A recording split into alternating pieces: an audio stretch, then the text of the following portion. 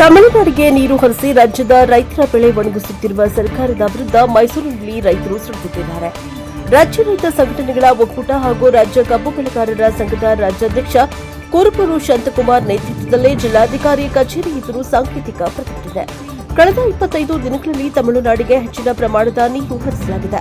ಆದರೆ ರಾಜ್ಯದ ರೈತರು ಬರ ಪರಿಸ್ಥಿತಿಯಿಂದ ತತ್ತರಿಸುತ್ತಿದ್ದಾರೆ. ಬೆಳೆಗಳಿಗೆ ಅಗತ್ಯವಿರುವ ನೀರು ದೊರೆಯುತ್ತಿಲ್ಲ ಎಂದು ಪ್ರತಿಭಟನಾಕಾರರು ಆಕ್ರೋಶ ವ್ಯಕ್ತಪಡಿಸಿದರು. ಕಾವೇರಿ ಕಬಿನಿ ಜಲಾಶಯಗಳಿಂದ ಕೂಡಲೇ ನಾಲೆಗಳಿಗೆ ನೀರು ಹರಿಸಿ ಬೆಳೆಗಳನ್ನು ಉಳಿಸಬೇಕು ಎಂದು ಒತ್ತಾಯಿಸಿದ್ದಾರೆ. ರೈತರ ಬೆಳೆಗಳು ಒಣಗುವ ಪರಿಸ್ಥಿತಿ ನಿರ್ಮಾಣವಾಗಿದೆ. ಬೆಂಗಳೂರಿನಲ್ಲಿ ಸಭೆ ನಡೆಸುವುದರಿಂದ ಮಾತ್ರ ರೈತರ ಸಮಸ್ಯೆ ಬಗೆಹರಿಯುವುದಿಲ್ಲ. ಸ್ಥಳೀಯವಾಗಿ ರೈತರ ಸಮಸ್ಯೆ ಅರ್ಥ ಮಾಡಿಕೊಂಡು ತುರ್ತು ನಿರ್ಧಾರ ಕೈಗೊಳ್ಳಬೇಕು. ರೈತರ ಬೆಳೆಗಳಿಗೆ ನೀರು ಬಿಡಲು ಸಾಧ್ಯವಾಗದಿದ್ದರೆ ಅಧಿಕಾರದಲ್ಲಿ ಮುಂದುವರಿಯುವ ನೈತಿಕ ಹೊಣೆಗಾರಿಕೆ ಏನು ಎಂದು ರೈತ ಮುಖಂಡರು ಪ್ರಶ್ನೆ ಮಾಡಿದ್ದಾರೆ. ತಮಿಳುನಾಡಿಗೆ ನೀರು ಹರಿಸುವ ಮೊದಲು ರಾಜ್ಯದ ರೈತರ ಹಿತಾಸಕ್ತಿಗೆ ಆದ್ಯತೆಯನ್ನ ನೀಡಬೇಕು. ಇಲ್ಲದಿದ್ದರೆ ಜಿಲ್ಲೆಯಲ್ಲಿ ಮತ್ತಷ್ಟು ತೀವ್ರ ಹೋರಾಟ ನಡೆಸಲಾಗುವುದು ಎಂದು ಕುರುಬೂರು ಶಾಂತಕುಮಾರ್ ಎಚ್ಚರಿಕೆಯನ್ನ ನೀಡಿದ್ದಾರೆ. ಜಿಲ್ಲಾ ಉಸ್ತುವಾರಿ ಸಚಿವರು ಹಾಗೂ ಜಿಲ್ಲಾಧಿಕಾರಿಗಳಿಗೆ ಮನವಿಯನ್ನ ಸಲ್ಲಿಸಲಾಯಿತು. ಬ್ಯೂರೋ ರಿಪೋರ್ಟ್ಗೆ ಕಾಂತರಾಜು, ಪ್ರಶಾಂತ್ ಭಟ್ಟಿ, ಮೈಸೂರು.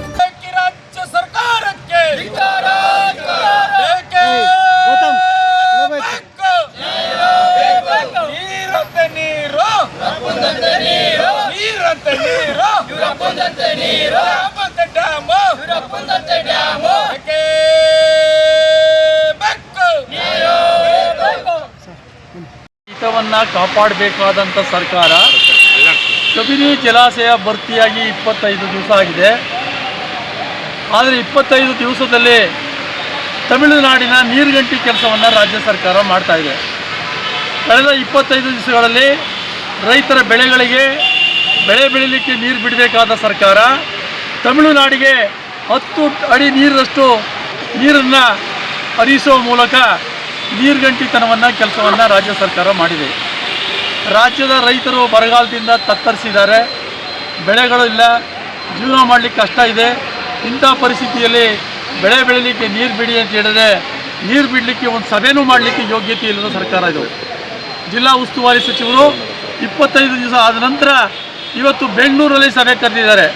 ಈ ಬೆಂಗಳೂರಲ್ಲಿ ಸಭೆ ಮಾಡಿ ರೈತರಿಗೆ ಇನ್ಯಾವ ರೀತಿ ಟೋಪಿ ಹಾಕಲಿಕ್ಕೆ ಸಭೆ ಮಾಡ್ತಾ ಇದ್ದೀರಪ್ಪ ನೀವು? ಅಚ್ಚುಕಟ್ಟು ಭಾಗದಲ್ಲಿ ಸಭೆ ಮಾಡಿ ರೈತರ ಸಮಸ್ಯೆಯನ್ನು ಅರ್ಥ ಮಾಡ್ಕೊಂಡು ನೀರನ್ನು ಎಷ್ಟು ಹರಿಸಬೇಕು, ಏನು ಮಾಡಬೇಕು ಅಂತ ತೀರ್ಮಾನ ಮಾಡಬೇಕಾಯ್ತು ನೀರಾವರಿ ಸಲಹಾ ಸಮಿತಿ ಸಭೆ. ಆದರೆ ಬೆಂಗಳೂರು ಕೂತ್ಕೊಂಡು AC ರೂಮಲ್ಲಿ ಕೂತ್ಕೊಂಡು ಸಭೆ ಮಾಡಿ ನೀರನ್ನು ಬಿಡ್ತೀವಿ ಬಿಡಲ್ಲ ಅಂತ ಹೇಳೋಕ್ಕೆ ನಿಮ್ಗೆ ಯಾರಪ್ಪ ಅಧಿಕಾರ ಕೊಟ್ಟಿರೋದು? ಜಿಲ್ಲಾ ಮಂತ್ರಿಗಳೇ ಇನ್ನಾದರೂ ಯೋಚನೆ ಮಾಡಿ ತಕ್ಷಣ ರೈತರ ಬೆಳೆಗಳಿಗೆ ನೀರನ್ನು ಬಿಡುವಂಥ ಕೆಲಸ ಮಾಡಿ. ನಿಮಗೆ ಯೋಗ್ಯತೆ ಇಲ್ಲದೆ ರಾಜೀನಾಮೆ ಕೊಟ್ಟು ಮನೆಗೆ ಹೋಗಿ. ನಿಮ್ಮ ಕೈಲಿ ಆಗೋದಿಲ್ಲ ಅಂತ ಹೇಳಿದ್ರೆ ಕಬಿನಿ ಡ್ಯಾಮನ್ನು 2002ರಲ್ಲಿ ನಾವು ಯಾವ ರೀತಿ ರೈತರ ವಶಕ್ಕೆ ತಗೊಂಡಿದ್ವಿ ಆ ರೀತಿ ರೈತರ ವಶಕ್ಕೆ ಪಡಿಬೇಕಾಗ್ತದೆ ಅನ್ನುವಂಥ ಎಚ್ಚರಿಕೆಯನ್ನು ಕೊಡ್ತಾ ಇದ್ದೀವಿ. ಏನು ತಮಿಳುನಾಡಿಗೆ ಕಳೆದ 25 ದಿವಸಗಳಲ್ಲಿ KRS ಇಂದ 10 ಅಡಿ ನೀರು ಖಾಲಿ ಮಾಡಿದ್ದಾರೆ. ಕಬಿನಿ ಡ್ಯಾಮ್ನಲ್ಲಿ 10 ಅಡಿ ನೀರು ಖಾಲಿ ಮಾಡಿದ್ದಾರೆ. ಸುಮಾರು 40 TMC ಹೆಚ್ಚು ನೀರನ್ನು ಬಿಟ್ಟಿದ್ದಾರೆ. ಆದರೆ ನಮ್ಮ ರೈತರಿಗೆ ಬೆಳೆಗಳಿಗೆ ನೀರಿಲ್ಲ ಅಂತ ಹೇಳಿದ್ರೆ ಇದು ಅನ್ಯಾಯ ಅಲ್ವಾ? ಇದು ರೈತರ ಸರ್ಕಾರನ? ಇದು ರಾಜ್ಯ ಸರ್ಕಾರ ಅಂತ ನಾವು ಹೇಳಬೇಕಾ? ಮುಖ್ಯಮಂತ್ರಿಗಳೇ, ನೀವು ಏನು ತಮಿಳುನಾಡಿನ ಮುಖ್ಯಮಂತ್ರಿಗಳ ಸ್ನೇಹಕ್ಕೋಸ್ಕರ ನಮ್ಮೆಲ್ಲ ರೈತರನ್ನ ಬಲಿ ಕೊಡಬೇಡಿ. ನೀವು ಈಗಾಗಲೇ ಬಲಿ ಕೊಟ್ಟಾಗಿದೆ. ತಕ್ಷಣ ನಾಲೆಗಳಲ್ಲಿ ನೀರು ಬಿಡುವ ಕೆಲಸವನ್ನು ಮಾಡಬೇಕು. ಬೆಳೆ ಬೆಳೀಲಿಕ್ಕೆ ನೀರು ಬಿಡಬೇಕು. ಯಾಕೆಂದರೆ ಕಳೆದ 20 ದಿವಸಗಳಿಂದ ನೀರು ಬಿಟ್ಟಿದ್ದೀವಿ ಅಂತ ನಾಟಕ ಮಾಡಬೇಡಿ. ನೀವು ನೀರು ಎಲ್ಲಿ ಬಿಟ್ಟಿದ್ದೀರಿ? ಚಾನಲ್ ಬಿಟ್ಟಿದ್ದೀರಿ. ರೈತರಿಗೆ ಬೆಳೆ ಬೆಳೀರಿ ಅಂತ ಹೇಳಿಲ್ಲ. ರೈತರು ಸುಮ್ಮನೆ ಕೂತಿದ್ದಾರೆ. ಎಲ್ಲ ನೀರು ಚಾನಲ್ ಮೂಲಕ, ನದಿ ಮೂಲಕ ತಮಿಳುನಾಡಿಗೆ ಹೋಗ್ತಾ ಇದೆ. ಈ ನಾಟಕ ಆಡೋದು ಬಿಡಬೇಕು.